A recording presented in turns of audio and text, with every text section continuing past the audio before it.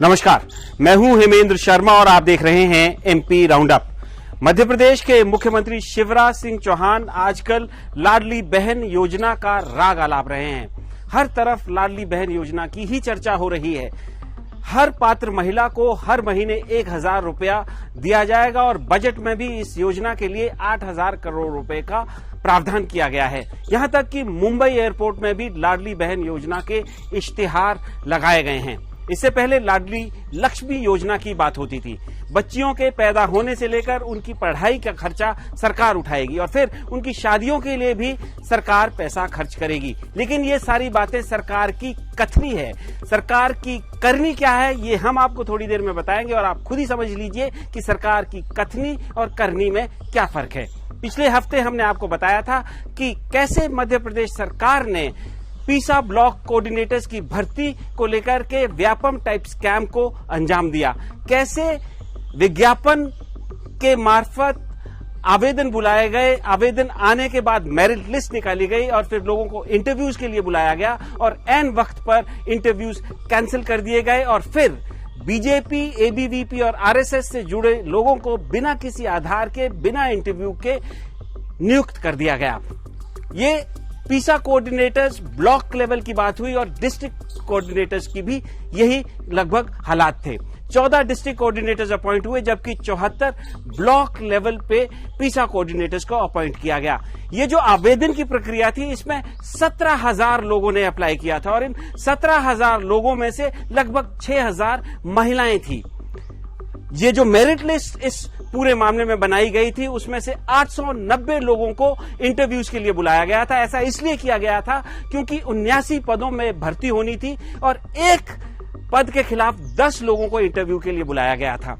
इन 890 लोगों की जो मेरिट लिस्ट बनाई गई थी इसमें भी 320 महिलाएं थी। लेकिन जिन लोगों को अपॉइंट किया गया जो कि आरएसएस, बीजेपी और एबीवीपी से जुड़े हैं, 74 ब्लॉक पीसा कोऑर्डिनेटर्स और 14 डिस्ट्रिक्ट कोऑर्डिनेटर्स, इनमें एक भी महिला को अपॉइंटमेंट नहीं मिला है। जी हां, आपने सही सुना, एक भी महिलाओं को अपॉइंटमेंट नहीं किया गया है जबकि मेरिट लिस्ट में 320 महिलाएं मौजूद थी। तो सवाल यह है कि ये सरकार क्या वाकई में ही महिलाओं के अपलिफ्टमेंट के लिए कमिटेड है या ये जो घोषणाएं की जा रही हैं इन स्कीम्स के मार्फत से ये सब चुनाव जीतने का पैंतरा है। और इस स्कैम के बाहर आने के बाद क्या कुछ फर्क पड़ेगा या यूं ही सब कुछ चलता रहेगा और इसके क्या पॉलिटिकल रेमिफिकेशंस होंगे, इन सब सवालों पर बात करने के लिए हमारे साथ मौजूद हैं senior journalist mister Arun Dikshit. Sir, बहुत बहुत स्वागत है आपका। सबसे पहले तो सवाल स्कैम के ऊपर आपसे। आपने देखा होगा, पढ़ा होगा इस स्कैम के बारे में कि जिन लोगों को मेरिट लिस्ट में नाम था, जिन लोगों को अपॉइंटमेंट इंटरव्यू के लिए बुलाया गया था, एक दिन पहले कैंसिल हुआ और फिर बीजेपी, एबीवीपी और आरएसएस से जुड़े लोगों को बिना किसी आधार के अपॉइंट किया गया। इसमें कितना न्याय संगत है? क्योंकि सरकार की तरफ से तो लोग ये कह रहे हैं कि ऐसा केंद्र सरकार की डायरेक्शन है कि किसी का इंटरव्यू लेने की आवश्यकता ही नहीं है। देखिए, इसमें दो चीजें और जुड़ती हैं। सरकार ने युवाओं के साथ धोखा किया है, उनको लूटा है।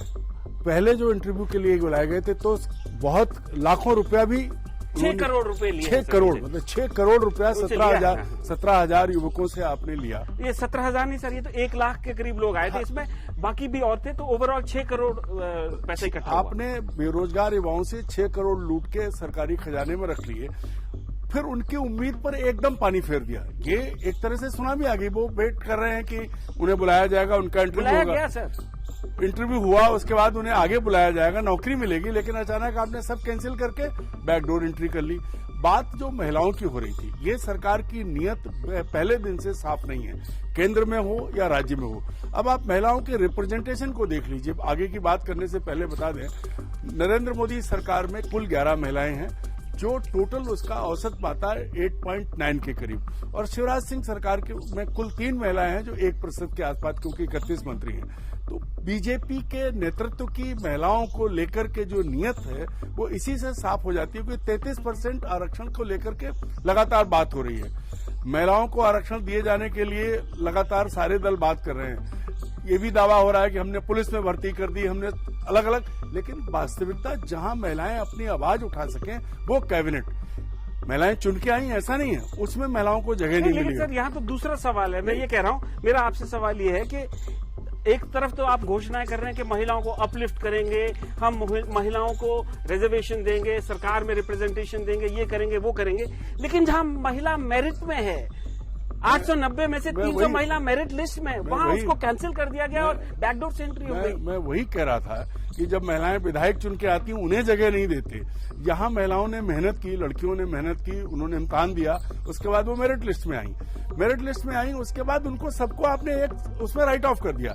जो बात अभी आपने कही कि लाडली लक्ष्मी योजना, फिर उनके पैदा होने से लेके उनकी पढ़ाई और उनकी शादी तक का मामला है, तो आप ये भी ध्यान करिए कि कितने बड़े भ्रष्टाचार हुए हैं लाडली लक्ष्मी योजना में, जो घोटाले हुए हैं।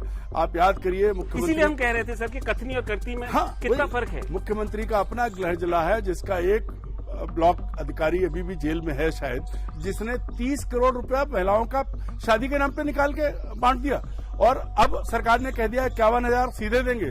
तो ये जो है हर योजना में, चाहे लड़कियों को साइकिल देने की बात हो, उनकी ड्रेस की बात हो, या जो शुरुआत में जो जेन्युइन जिन लोगों को हक मिलने की बात हो, पहले दिन से धोखा हो रहा है। और ये मुद्दा तो इतना बड़ा है कि मुख्यमंत्री राग अलाप रहे हैं, दुनिया भर में विज्ञापन दे रहे हैं, लाडली बहना लाडली बहना। अरे लाडली बहना को 1,000 रुपए देके आप वोट लेना चाहते हो, वो आत्मनिर्भर बने, वो अपने पांव खड़ी हो, वो जिस लायक है उस लायक काम करे, उसकी कोई व्यवस्था नहीं है। अगर वहाँ उसमें आप जिस लायक है वहाँ मेरिट में भी है तो भी आप बाहर कर दिया जाए। वही कह रहा हूँ कि वहाँ जब वो मेरिट में खड़ी है, टक्कर दे रही है, बराबर खड़ी है, वहां भी। और फिर बात कहाँ किस जगह हुआ है, ये आदिवासियों के साथ चला हुआ है। ये उन आदिवासियों को जिनको लेकर के बीजेपी की सरकारें लगातार दावा करती हैं कि उन्होंने एक आदिवासी को देश का राष्ट्रपति बनाया है। आदिवासियों के लिए टंटिया भील को मामा भील कह के वो करते हैं, बिरसा मुंडा को भगवान बनाते हैं। लेकिन उन्हीं आदिवासियों के बीच में काम करने के लिए पूरी तरह से आदिवासी लड़के लड़कियों को नहीं चुना जाता है, उनको छला जा रहा है। उनको छला जा रहा है, क्योंकि वो लोग जो आदिवासी है ऐसे जिनको आरएसएस से जुड़े, उनको दे दिया। क्या लड़कियां नहीं मिली? क्या तो या तो ये घोषित करें शिवराज सिंह चौहान की पीसा के लिए संघ की राजनीति चलेगी जहां लड़कियों की एंट्री नहीं है। अच्छा सर, इसमें एक और सवाल ये भी है कि क्या मंशा है इन लोगों की, क्योंकि पीसा में उद्देश्य ये है कि इस एक्ट के मार्फत, इस एक्ट के बारे में ट्राइबल एरियाज में लोगों को जागरूक किया जाए, तो क्यों महिलाएं जागरूक ना हो? महिलाएं अगर होती, अपॉइंटमेंट होती, जैसे अप्लाई भी किया था, मेरिट में भी आई थी, और अगर उनको नियुक्ति मिलती तो वो महिलाओं को जागृत करती। तो महिलाओं के खिलाफ तो ये एटीट्यूड दिख रहा है। नहीं, वो तो है ही है। मैं दूसरी बात कह रहा हूँ, महिलाओं को तो ये सिर्फ शोभा की वस्तु बना के सिर्फ 1,000 रुपए या 51,000 रुपए और दावा बड़ा बड़ा। बूढ़ी महिला को आप तीर्थ यात्रा कराओगे, बच्ची को आप स्कूल में भेजोगे, इन सब दावों के बीच में महिला सुरक्षा की भी तो बात कर लीजिए। मध्य प्रदेश अकेला राज्य ऐसा है देश में जहां बच्चियों के साथ, बूढ़ी महिलाओं के साथ लगातार बलात्कार हो रहे, देश में सबसे ऊपर है। तो ये पहली बार बात नहीं है, पहले दिन से ये मंशा इनकी ठीक नहीं है। ना 18 साल बहुत बड़ा पीरियड होता है। पेशा पर ही हम बात करें तो आदिवासियों के बीच में कोई नई चीज पहले से नहीं है, सारी चीजें थी पहले, क्यों नहीं? लेकिन सर इम्पैक्ट क्या होगा अगर ये जब चीजें अब धीरे धीरे सामने आ रही है, लोगों को पता भी चल रहा है कि इलेक्शन से 1 साल पहले भर योजना लाई गई है, लाडली लक्ष्मी योजना में बच्चियों के खिलाफ इतना बड़ा स्कैम हुआ, गृह जिले में स्कैम हुआ और लगातार कई स्कैम होते रहे, पूरे प्रदेश में कितना बड़ा स्कैम हुआ उसकी तो जानकारी अभी बाहर आने नहीं दी जा रही है। तो इम्पैक्ट क्या होगा? क्या लोग इसको समझेंगे? क्या लोग समझेंगे, लेकिन लोगों को जिसके जरिए समझाया जाता है, जो मीडिया जिसे ये सारी चीजें कायदे से उठानी चाहिए, उसमें वो नहीं आ रही। आदिवासी खासतौर पर जो जिन जिलों में के लिए पीसा कोऑर्डिनेटर बनाए गए हैं, वहां अगर पिछड़ापन नहीं होता तो आज इसकी जरूरत क्या थी?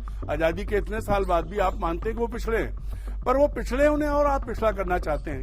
क्यों ऐसी स्थिति बनी है कि आप महिलाओं को, खासतौर पर आदिवासी महिलाओं को आगे नहीं आना? इसका जवाब कौन देगा? इसका जवाब सरकार को देना है। और मुझे लगता है कि सरकार के एटीट्यूड का, सरकार के रवैये का, सरकार के दावों का प्रमाण, सरकार कहती है कि हम पैदा होने से लेके और तीर्थ यात्रा तक की व्यवस्था करते हैं, लेकिन वही सरकार कभी नहीं बोलती कि 4 माह की बच्ची से लेकर 90 साल की वृद्ध महिला के साथ बलात्कार लगातार हो रहे हैं। रोज ऐसी घटनाएं हो रही है और कानून बनाने के बाद भी सरकार उसको इम्प्लीमेंट नहीं करवा रही है। तो महिलाओं के प्रति, चाहे उनकी नौकरी का मामला हो, चाहे उनकी सुरक्षा का मामला हो, चाहे उनकी आत्मनिर्भरता का मामला हो, या उनके स्वावलंबन का मामला हो, दिखावा ज्यादा है, ढिंढोरा ज्यादा पीटा जा रहा है, ढोंग किया जा रहा है। वास्तविकता जो आंकड़े हैं, दावे हैं, उनसे बिल्कुल अलग है। सर, पॉलिटिकल क्या फॉल आउट इसका हो सकता है जब ये पता चल रही हैं ये बातें कि इस तरह से धोखा हो रहा है, छलावा हो रहा है? इसके क्या पॉलिटिकल रेमिफिकेशन मध्य प्रदेश की वर्तमान नहीं पॉलिटिकल इसका असर तो पड़ेगा। जब आदिवासियों को ये पता लगेगा कि उनकी लड़कियों को रोजगार नहीं दिया गया, उनकी जगह दूसरे को दे दिया गया। जिन लड़कियों ने, जिन महिलाओं ने दूसरे वर्गों की भी जो परीक्षा दी थी और इंटरव्यू में आई, उनको एक साथ बाहर किया गया। यहाँ तो सवाल सीधा मेरिट का है। वही तो फिर ये 1,000 रुपए का झुंझुना काम नहीं करेगा। 1,000 रुपए का झुंझुना तो आप अगले चुनाव में कौन जीतेगा नहीं पता है, लेकिन वो लड़की जो जीवन भर पांव पर खड़ी होती है और अपने परिवार को पालती, उसके सपनों पर कुठाराघात है। भले ही 300 लड़कियां होती, 50 लड़कियां होती, अगर आपने 74 चुने हैं तो उनमें 20 लड़कियां होती, 20 लड़कियां 20 परिवार चलाती।